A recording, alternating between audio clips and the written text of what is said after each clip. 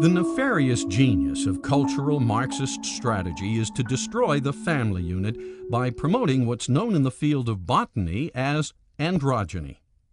From the American College Dictionary, androgyny means, quote, having staminate and pistillate flowers in the same inflorescence, being both male and female, hermaphroditic, end quote. Translated into cultural Marxist strategy, this means making the father and mother of a family the same, and or reversing their roles. How is this done? Well, it starts with invalidation. I hate this house, and I don't want to be here anymore. As previously discussed, one of the key technologies of the Frankfurt School is critical theory. Recall the purpose of critical theory is to instill cultural pessimism. Thus, by endlessly portraying fathers as dominant, restrictive, depersonalized, and controlling, the cultural Marxist is able to invalidate the male component of the family unit. Concomitant with this, by endlessly portraying mothers as schizophrenic, nagging, anxious, the cultural Marxist is able to invalidate the female component of the family unit. This two-punch invalidation, endlessly repeated in the general literature, movies, and media, gives rise to a pessimistic attitude towards the traditional family. After time, this pessimism becomes imbued into the culture. That's why it's said the product of critical theory is cultural pessimism. The message of cultural pessimism. 1. Families are boring, stifling, and intrusive. 2. Mothers and fathers suck. 3. Divorce is therefore understandable and justified. With divorce made understandable and justified, even laughingly made easy by calling it no fault, 1 out of 2 nuclear families now disintegrate into chaos.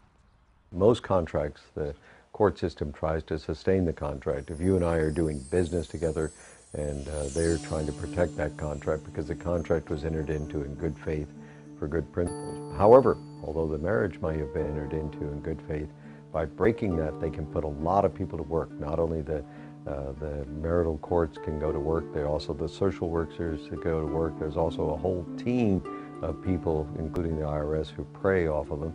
And one court in Massachusetts says, we're going to bring this father to his knees and take all of his money from him. So there's a whole movement by the courts to make money off the dissolution of marriage.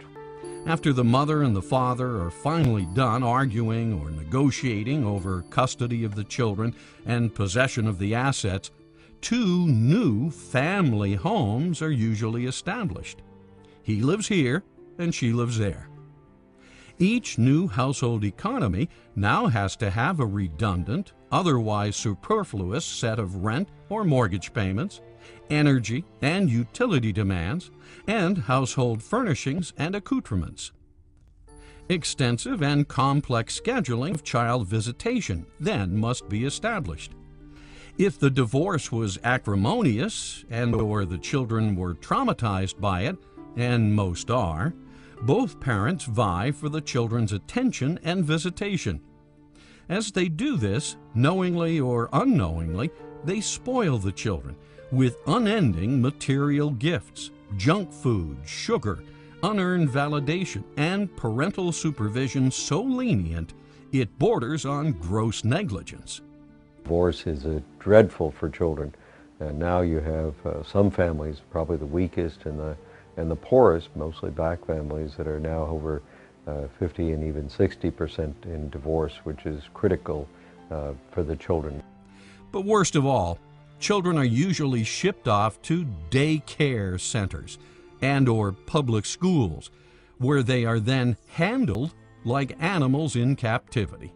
Now we're talking about a school system that's teaching values that's determined not by the parents, not even by the teachers, but by the political groups that provide the funding, the politicians, the bureaucrats, the think tanks, all these invisible structures above. Now, those are the people who are determining the values that are being taught in our schools. The profligate cultural Marxist society that causes and tolerates this then imposes pharmaceutical drugs on these children. Certainly the arts have always had a tendency to promote license instead of liberty. The difference between license means that I can do anything, even if it's destructive of other people and of myself. I can take drugs until I OD. I can hurt other people and hurt their children and families. License is something that is selfishness rules. With liberty, what rules is the freedom to be responsible, the freedom to live a decent life, the freedom to love others, the freedom to give. It's like the difference between love and lust. And unfortunately, often the principle of love is replaced in the media with the principle of lust. And the lust principle produces media that's constantly pushing the envelope. Almost every movie that Hollywood puts out today must depict characters with at least one of the following attributes. 1. The protagonist and/or the antagonist are divorced. 2. The female is portrayed as dominant, controlling, violent, and/or one-up on men. 3. The male is portrayed as aloof, feminine, overly sensitive, and/or cheating. 4. Somewhere in the family, at least one of its immediate members must be a lesbian, gay, bisexual, or a women's liber. Often, attributes are mixed in various proportions, and even mixed with a touch of schizophrenia, as males and females swap roles in fluorescence.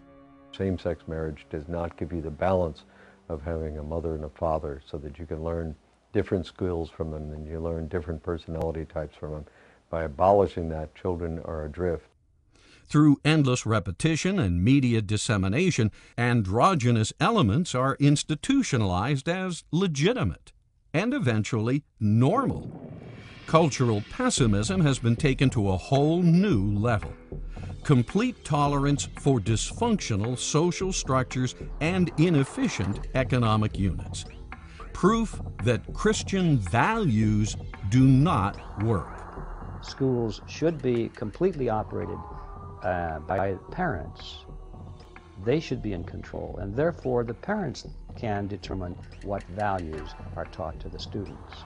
If the school doesn't teach the values that that parent wants taught to their children, then they can take the child out of that school and put him in another school which does teach those values. The Supreme Court has been converted into a fighting ally of secularism in the wars against traditionalism in the United States. With the success of cultural Marxism, hundreds of millions of nuclear families have been destroyed since 1965. This has contributed to or caused the decline of the middle class. Next will be the destruction of American capitalism, unless the effects of cultural Marxism are recognized and handled. There is a revolution coming. It will not be like revolutions of the past. It will originate with the individual and with culture, and it will change the political structure only as its final act.